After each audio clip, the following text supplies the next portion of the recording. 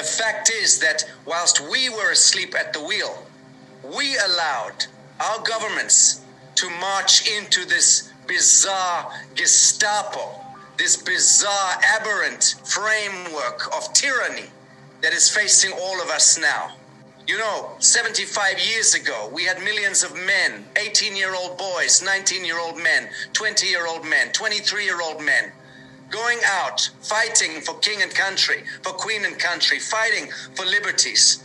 These were brave, courageous young men. They were shitting themselves the night before they went to war. They were terrified, but they did it. And we now, today, us liberal intellectual men, we're too afraid to go on the street, to tear off a fucking mask off our face. Excuse my language. This is the only time it is relevant to use bad language. We are being completely commandeered. We have allowed little gray men, bureaucrats and technocrats, to completely take over our human reason. We have got to step out of the indentureship, the enslavement, because it is not going to just remove itself. There is no rescue mission. There is no cavalry coming to rescue us. This is going to get a lot worse. They are planning this vaccination program. They do have an oxidative enzyme inside the vaccines, patented 666 by the Melinda and Bill Gates Foundation. This is real. It reads like science fiction or like a horror film, except it is true. This is the mark of the beast. This is absolutely what prophecy was all about. And the difference is going to be whether you and I can actualize our consciousness, step away from granting the permissions.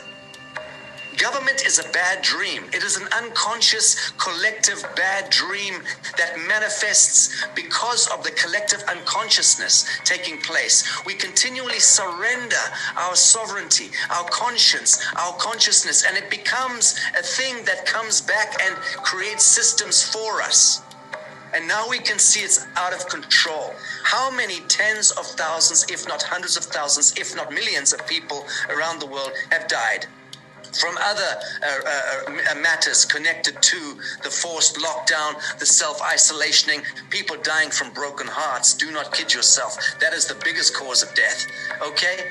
Grandparents unable to look into the eyes of their children and their grandchildren when they're sick.